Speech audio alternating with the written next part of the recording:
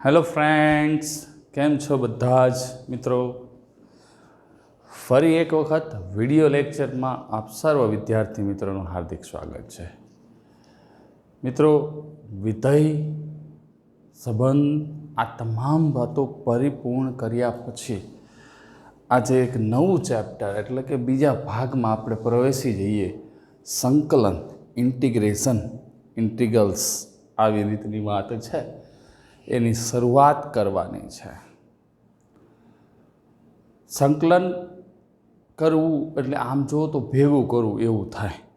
તો હવે આપણે આમાં ભેગું જ કરવાનું છે, પણ શું ભેગું કરવાનું છે એ વાતની આપણે પહેલાં સ્પષ્ટ ચર્ચા કરી લઈએ.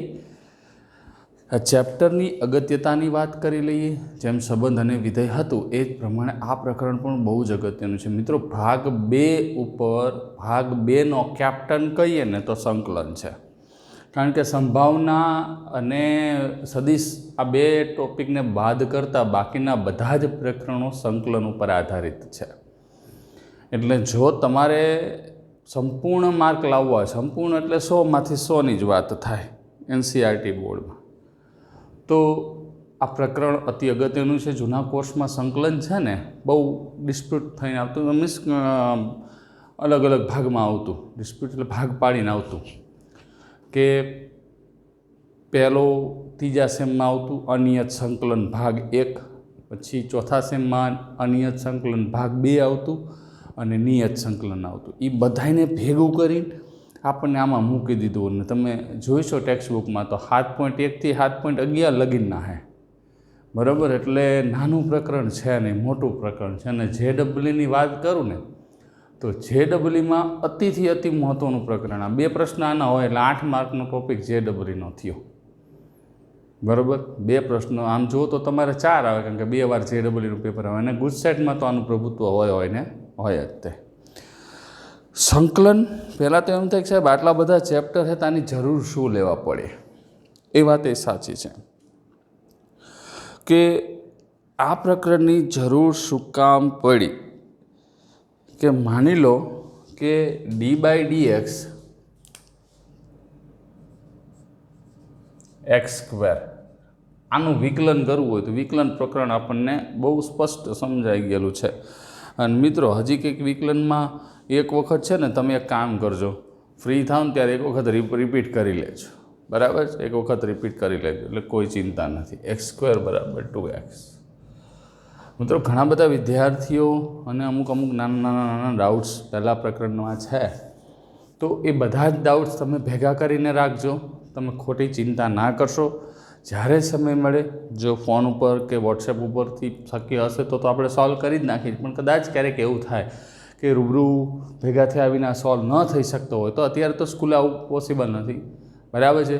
તો જ્યારે પણ સમય મળશે, જ્યારે પણ સંજોગો ઊભા થશે અને સ્કૂલો આપણી રીઓપન થશે, ત્યારે 100% સૌથી પહેલો લેક્ચર તમારા ડાઉટ્સનો હશે, બરાબર છે. એ ટેન્શન તમે છોડી દેજો. એટલે પણ હા, એક વસ્તુ છે કે પછી ડાઉટ્સ જ ભૂલાઈ જાય, ડાઉટ્સ થઈ જાય, એ વસ્તુ વ્યાજબી નથી. એટલે તમે એક એવો ચોપડો રાખવાનો જેની પાછળના પેજ ઉપર તમારે બધું જ લખી નાખવાનું. ભાઈ, મને પ્રકરણ નંબર 1માં આટલા પેજ નંબર ઉપર આ લાઈન નથી સમજાતી, ક્લિયર લખી નાખવાનું. બધા જ પ્રોબ્લેમનું સોલ્યુશન હું આપીશ, ઇટ્સ માય પ્રોમિસ, બરાબર. એટલે તમે ચિંતા છોડી દેજો. હવે પાછા આપણે સંકલન ઉપર આવી જઈએ કે d/dx x² જે છે એનું વિકલન થાય 2x.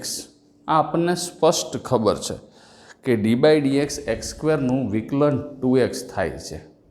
હવે ઊંધો પ્રશ્ન ઉત્પન્ન થાય કે આ 2x કોનું વિકલન છે? આ 2x કોનું વિકલન છે? આવો પ્રશ્ન ઉત્પન્ન થાય અને જ્યારે જે વાતનું નિર્માણ થાય છે, એ નિર્માણ એટલે સંકલન. એટલે કે આપેલ વિધેય કયા વિધેયનું વિકલિત હશે તે શોધવાની ક્રિયાને પ્રતિવિકલન અથવા તો સંકલન પણ કહે છે. આપેલ વિધેય એ કયા વિધેયનું વિકલન હશે?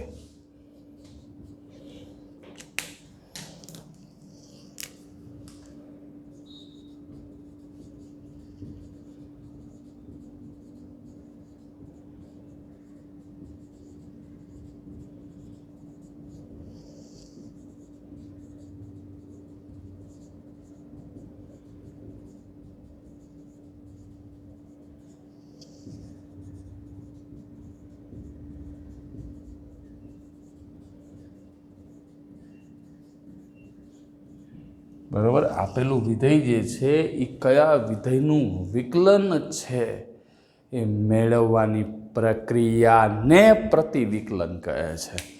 તો આ કોનું વિકલન છે એવી વાત છે. અથવા તો જેમ આપેલ વિધેયના બધા જ પ્રતિવિકલન દર્શાવતું હોય તેને આપણે પ્રતિવિકલિત શોધવાની ક્રિયાને પ્રતિવિકલન અથવા સંકલન કહે છે. પ્રતિવિકલિત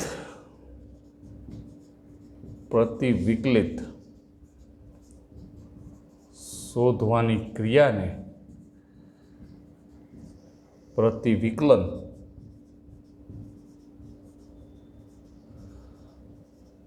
અથવા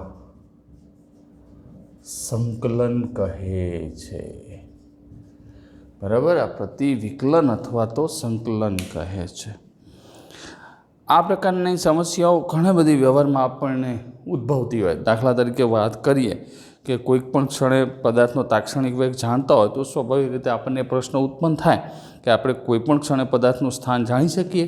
તાક્ષણિક વેગ હોય આપણી પાસે તો એનું સ્થાન જાણી શકીએ. ફિઝિક્સમાં એવું કેવું ચેપ્ટર, ફિઝિક્સની અંદર તમે સંકલનના ચેપ્ટરનો ઉપયોગ કર્યો છે.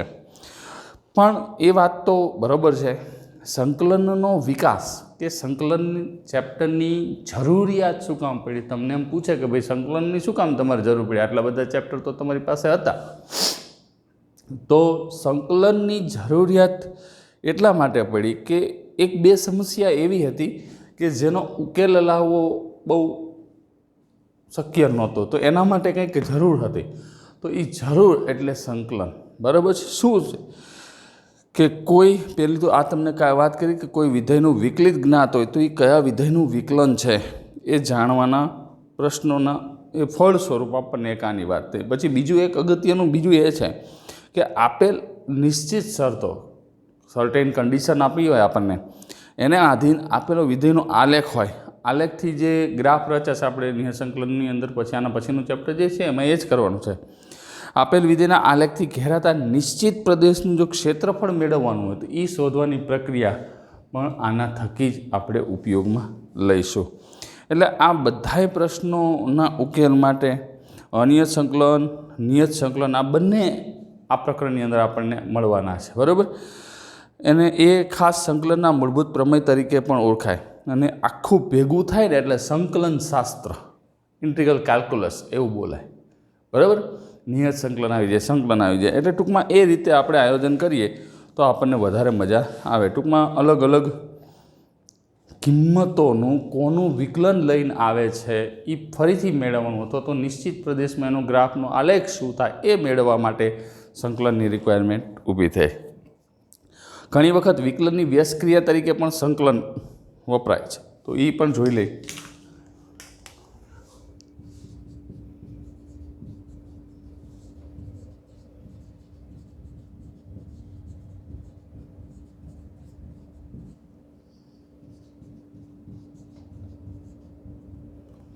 વિકલનની વ્યસ્ત ક્રિયા તરીકે સંકલન.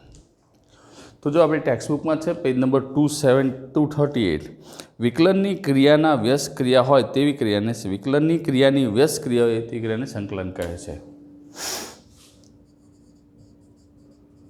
વિકલનની ક્રિયાની વ્યસ્ત ક્રિયા હોય તેવી ક્રિયાને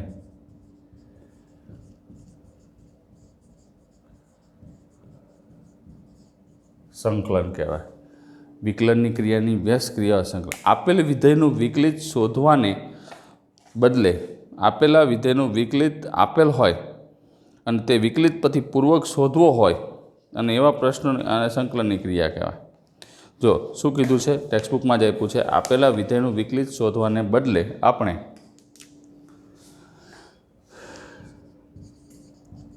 આપેલ વિધેયનું વિકલિત શોધવાને બદલે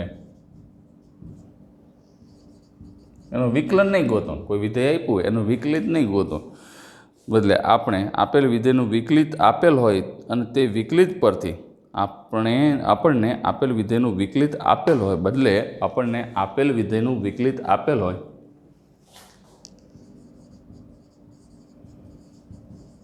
ટેક્સ્ટબુકમાં છે જ આ બધું.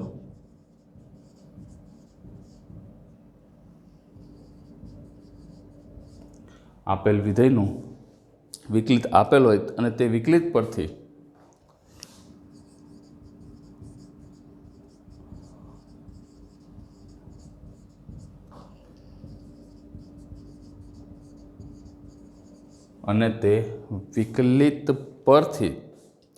તેનો પૂર્વક એટલે કે મૂળ વિધેય, પૂર્વક એટલે એક પ્રકારનું શું થયું, મૂળ વિધેય શોધવો હોય, પૂર્વક એટલે મૂળ વિધેય શોધવો હોય તો એ જે ક્રિયા છે એને આપણે, તો આ પ્રશ્નના ઉત્તર શોધવાની ક્રિયા તો તેને પ્રતિવિકલન કે સંકલિત, તો તે ક્રિયાને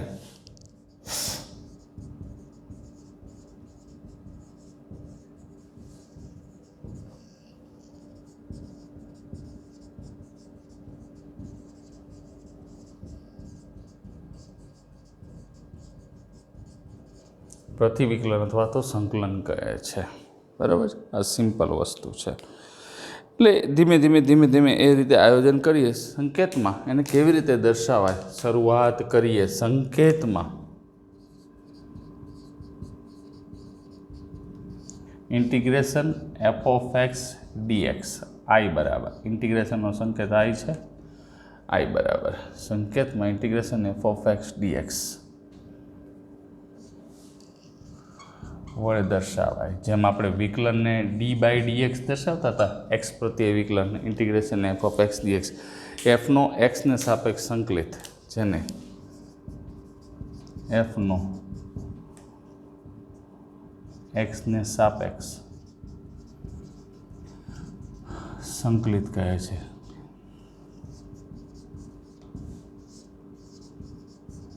સંકલનની ક્રિયા દર્શાવે. બરાબર, એફ ઓફ એક્સને જેનું સંકલન કરવાનું છે, સાંકલ્ય, ઇંગ્લિશમાં એને ઇન્ટિગ્રેન્ડ કહેવાય.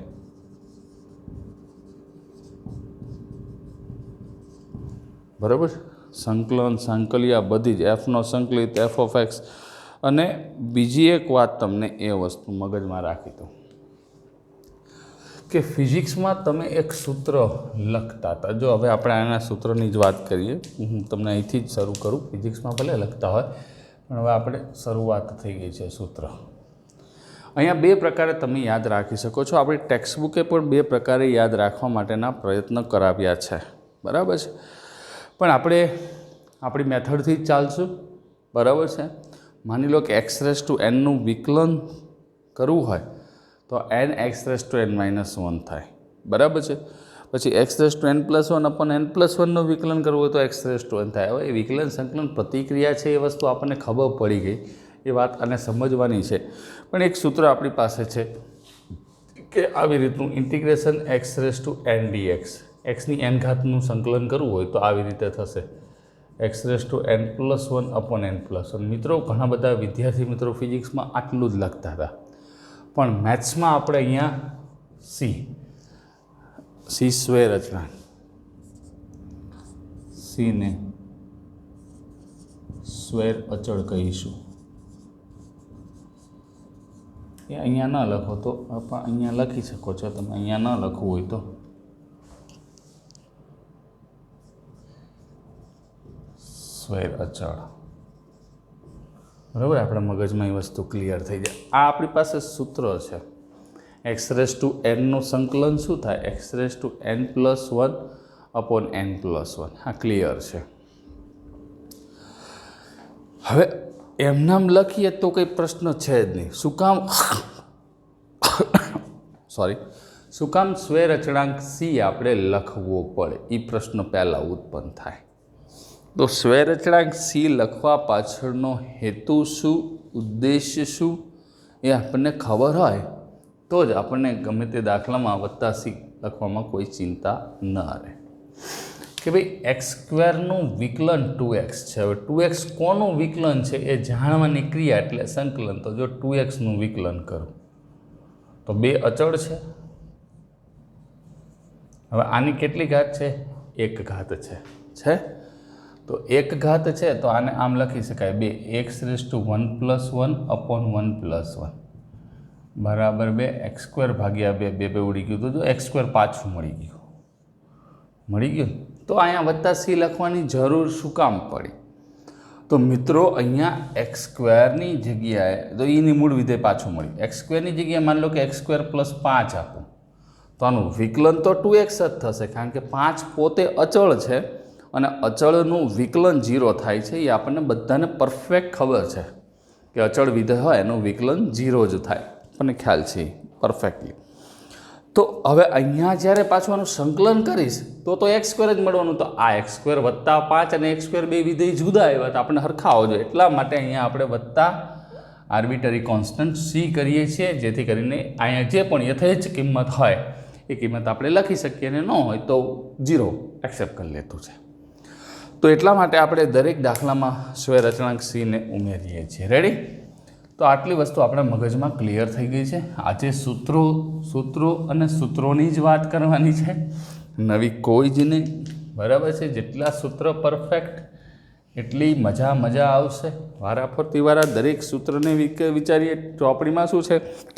સંકલન ને વિકલન બે આપ્યું છે. અચળનું વિકલન 0 થાય. બરાબર છે?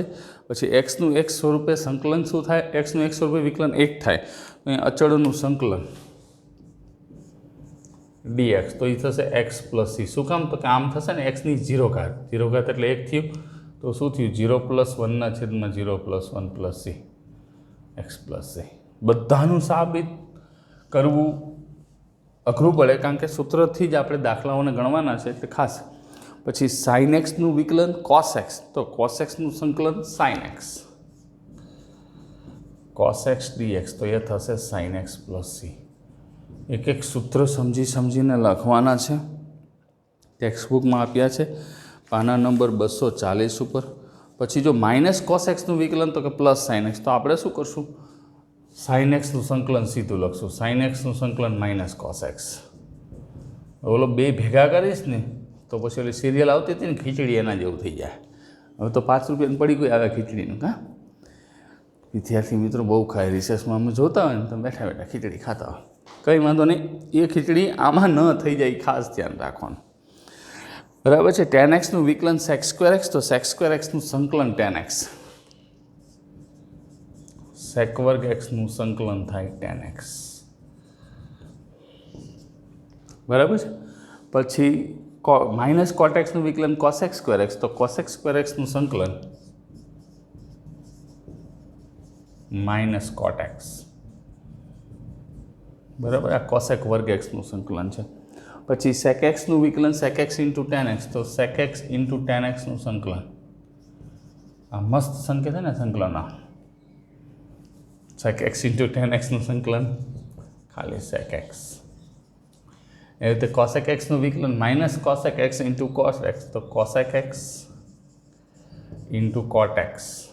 આનું સંકલન થશે -cosec x + c. અહીંયા dx ના આવે, બધી બાજુ dx લખવાની જરૂર નહીં. બરાબર છે? તો આટલા ટેક્સ્ટબુકમાં પરફેક્ટલી આપ્યા છે. એ સિવાય e⁻x નું વિકલન e⁻x થતું હતું તો સંકલન e⁻x થશે.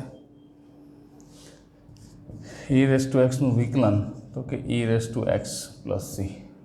a⁻x નું વિકલન a⁻x × log a થતું હતું, જ્યારે સંકલન થશે એ a⁻x / log a, ઘાતાંકીય વિધેય.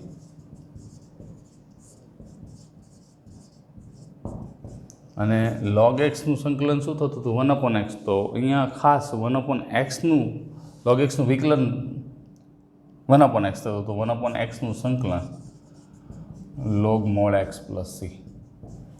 આ બધા જ યાદ રાખવાના છે. કોને? તો કે મિત્રો તમારે. બીજી વાત એ, જો કે પહેલી વાત આપણે કરી જ નથી. હવે આપણી પાસે સાઇન ઇન્વર્સના, કોસ ઇન્વર્સના એ સૂત્રો હતા અને ચોપડીએ આપ્યા છે.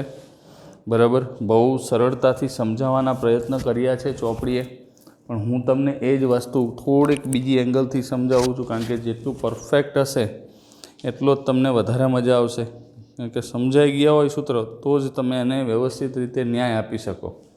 હવે જો ચોપડીમાં તમે જોશો તો તમને એવું કીધું છે કે 1/, સાઇન ઇન્વર્સ એક્સનું વિકલન શું થતું હતું? સાઇન ઇન્વર્સ એક્સનું વિકલન યાદ કરો, 1/√1 - x². આ સાઇન ઇન્વર્સ એક્સનું વિકલન થતું હતું, બરાબર છે.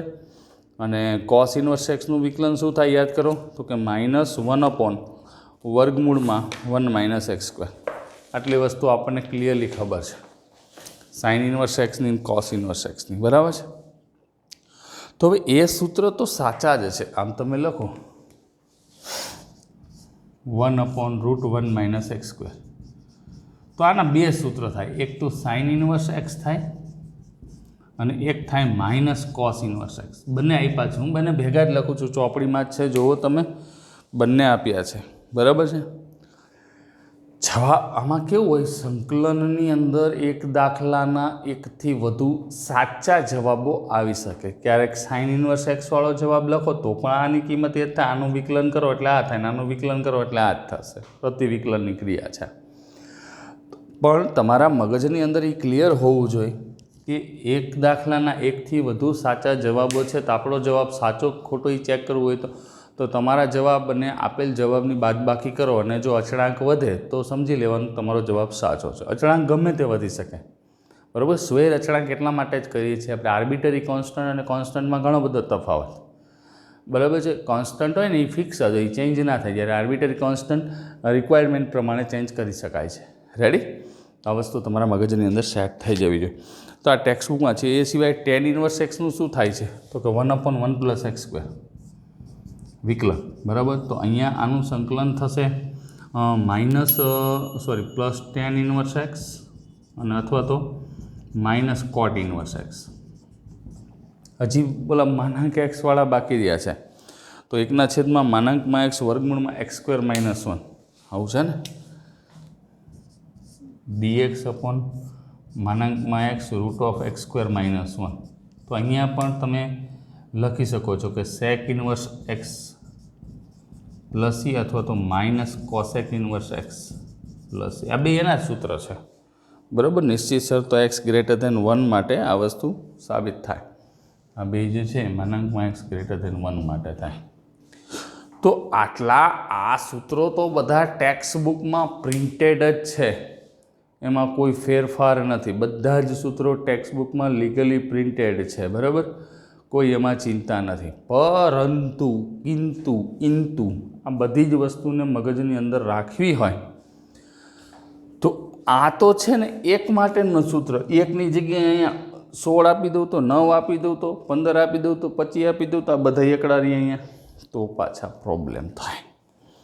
ગણિત છે, બનશે તો ખરું જ.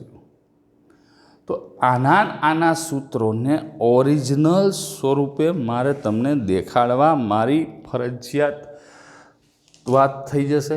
અને એ સૂત્રને કેવી રીતે સમજવા એ જરાક જોઈ લઈએ. ઇન્ટિગ્રેશન dx / વર્ગમૂળમાં a² - x².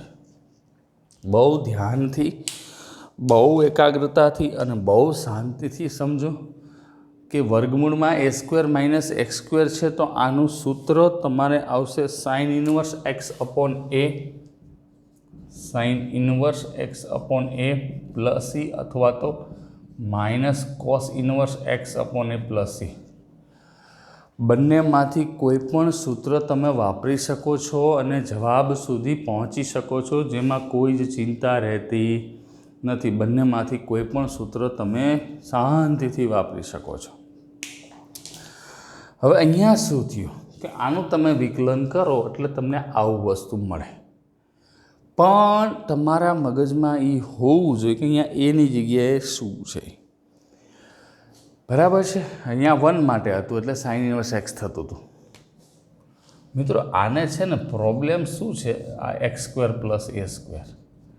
તો આનું સૂત્ર જ્યારે તમે લખશો ત્યારે 1/a tan inverse x / a plus c અથવા તો -1/a કોટ ઇન્વર્સ x / આ બબે એટલા માટે લખું છું કારણ કે MCQ એ આપણે સોલ્વ કરવાના છે ને, એટલે જો કોટવાળો જવાબ આપ્યો, કોટ ઇન્વર્સવાળો, tan ઇન્વર્સવાળો ના આપ્યો ને તમને સૂત્ર એક જ આવડે તો તમારે પાછું બીજા ચેપ્ટરમાં જવું પડે, બીજા ચેપ્ટરમાં શું કહે કે tan ઇન્વર્સ એક્સ વત્તા cot ઇન્વર્સ એક્સ બરાબર π/2 એ સૂત્ર મૂકીને પાછું સેટ કરવું પડે. અરે જવાબ તો આવી જશે, આપણે ઘણા બધા દાખલામાં એવું કરશું પણ ખરા, પણ મગજમાં હોવું જોઈએ. મિત્રો, તકલીફ ક્યાં છે અને તકલીફનું નિવારણ કેવી રીતે છે, આ બધા સૂત્ર છે ને ભેગા થઈ જશે. હમણાં ખીચડીની વાત કરીને ફરી પાછું ખીચડી, આ બધા ભેગા થઈ જશે.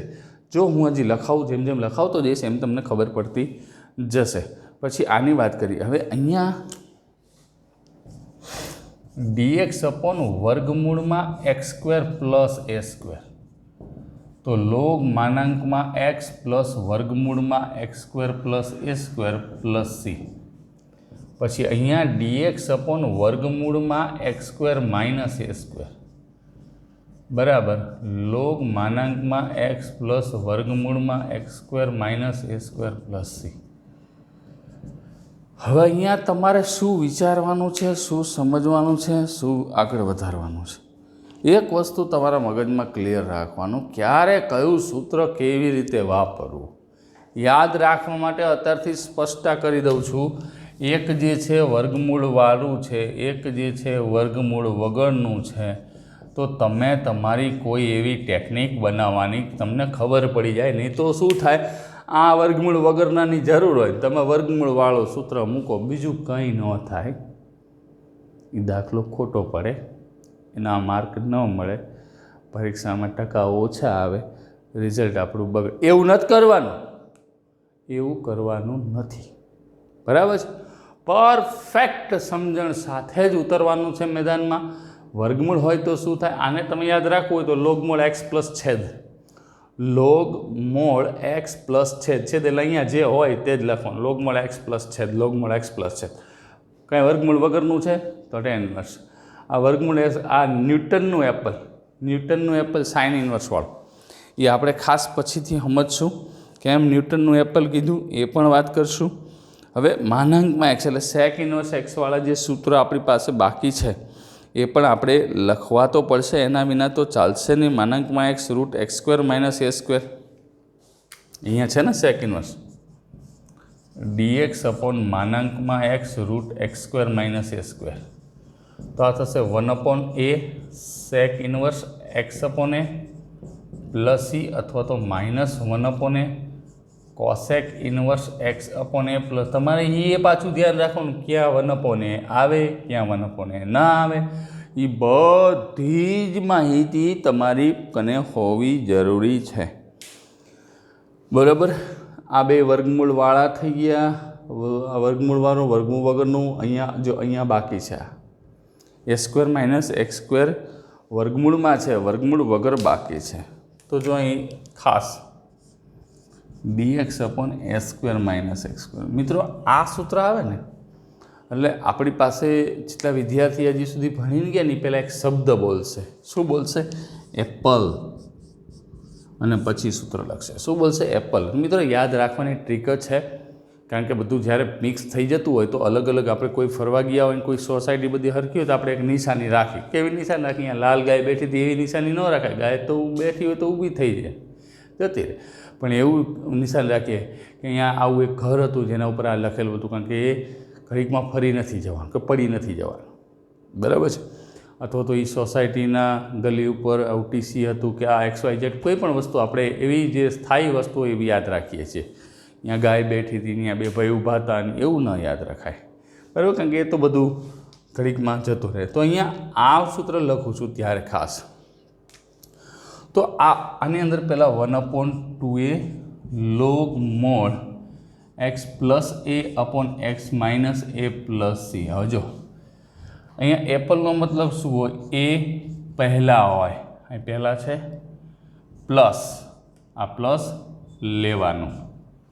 એ પહેલાં હોય ત્યારે પ્લસ લેવાનું, એટલે અંશમાં પ્લસ એટલે ઓટોમેટિકલી આ એપલ છે તો આ વર્ગમૂળવાળો એપલ. ન્યૂટન એપલ મેં તમને કીધું હતું ને, એમાં 1/a 1/2a ની આમાં 1/2a આવે છે. એ ખાસ ધ્યાન રાખવાનું. અહીંયા તમે x પ્લસ એની જગ્યાએ a પ્લસ x લખો તો પણ કંઈ ફેરફાર નથી મિત્રો.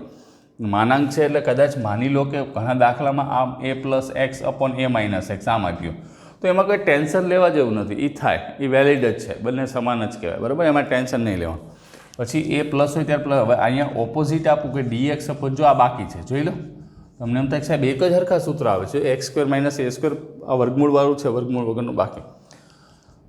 1/2a log માનાંકમાં a minus x upon આ એન્ટી એપલ, એપલની ઓપોઝિટ છે a minus x upon Apple. અહીંયા કદાચ x માઇનસ a લખો તો પણ કંઈ ફેરફાર તો છે જ નહીં, કારણ કે વ્યસ્ત કરો એટલે તમને સ્પષ્ટ રીતે મળી જાય. તો આ સૂત્રોની વણઝાર હતી. હજી તો સૂત્રો બાકી જ છે, પણ આને પાકા કરવા અતિ આવશ્યક છે કે પાકા કર્યા વિના આ સૂત્રોમાં આપણે કોઈ પણ પ્રકારનું પરફોર્મન્સ આપી શકીએ નહીં. કેવી રીતે પાકા કરવાના એ ખાસ તમને સમજાવ્યું મેં. આ સૂત્ર છે ને આ બધા એકના એક જ છે, પણ આ એને કનેક્ટેડ બીજા સૂત્રો છે. એટલે જેટલા પરફેક્ટ પાકા થશે, સંકલન એટલે ભેગું કરવું એ વાત તો સાચી, પણ પ્રતિવિકલનની ક્રિયા છે. કોઈ આ વિધેયનું વિકલન છે એ મેળવવા માટે જે જરૂર પડી એને આપણે સંકલન કહીએ છીએ, અને સંકલન ઉદ્ભવ એટલા માટે જ થયો. કયા વિધેયનું વિકલન છે. બીજા નંબરમાં કોઈક નિશ્ચિત શરતોને આધીન આપેલો વિસ્તાર ગોતવો હોય તો એના માટે પણ સંકલનની રિક્વાયરમેન્ટ ઊભી થઈને. આ બહુ મસ્ત મજાનું ચેપ્ટર છે. સંકલન, અનિયત સંકલન, નિયત સંકલન. અનિયત એટલે નક્કી ન હોય એવું, એટલે કે એમાં આપણે વત્તા અશ્વય રચનાક શીખશું કે જવાબ જે છે એ રીતના અનિયત આવશે, નક્કી ન હોય. નિયત એટલે નક્કી કરેલા જવાબ હોય, ફિક્સ હોય, એમાં જવાબ ચેન્જ ન થાય, બરાબર, એક જ સરખા જવાબ આવે. તો આ બધું ભેગું થઈને એને કલનશાસ્ત્ર, સંકલનશાસ્ત્ર, ઇન્ટિગ્રલ કેલ્ક્યુલસ એવું ઇંગ્લિશમાં કહેવાય, બરાબર. અને જનરલી આપણે છે ને આને આઈ સંકેતમાં આઈ બરાબર આવી રીતે લખશું. આઈ બરાબર ઇન્ટિગ્રેશનનો સંકેત આઈ બરાબર f(x) dx. f(x) ને સાંકલ્ય કહેવાય. સાંકલ્ય, સંકલ્પ નહીં, સાંકલ્ય. થોડું ખરખું લખી દો. ઇન્ટિગ્રાન્ડ કહેવાય, બરાબર. અને આ x સાપેક્ષે સંકલનની ક્રિયા દર્શાવે. ટૂંકમાં અલગ અલગ. અને આ સૂત્રોની ખાસ કયું સૂત્ર મેં તમને કીધું એ હજી એડવાન્સમાં કહી દઉં છું કે યાદ રાખવાનું. કોઈ વર્ગમૂળ છે, 1/a છે, આ બધું જ યાદ રાખવાનું. બીજું સૂત્રોની રિક્વાયરમેન્ટ બહુ ઓછી છે, પણ આ એક કમ્પ્લીટ પાકું કરો ને મિનિમમ તમારે 10 વાર તો લખવા જ પડશે, ખબર નહીં પડે. અને પ્રેક્ટિસ જેટલી થશે એટલી વધારે મજા આવશે. તો આજના જ પ્રેક્ટિસ નથી કરવી, પ્રેક્ટિસ આપણે પછીથી કરશું. આજે તો આટલું રાખીએ. નેક્સ્ટ વિડીયોમાં થોડુંક આગળ વધારશું અને થોડુંક આગળ સંકલનનું ભૌમિતિક અર્થઘટન પણ કરશું, બરાબર છે. અને ધીમે ધીમે એક પછી એક ગુણધર્મો, સૂત્રો, આ બધી જ વાતની ચર્ચા કરશું. અત્યારે આટલું જ રાખીએ. પહેલાંનો સ્ક્રીનશોટ લઈ લ્યો. આજ માત્ર સંકલન શું છે એની જે ચર્ચા કરી અને સંકલન સાથે સાથે એના સૂત્રોની પણ માહિતી આપીએ. મિત્રો, તો આજે આટલું જ. આ સૂત્ર બધા 10 વાર લખશું. નેક્સ્ટ વિડીયોમાં મળીએ. ત્યાં સુધી stay home, stay safe, stay with integration. નવો શબ્દ આપ્યો છે. Have a nice day friend. Integration એટલે સંકલન.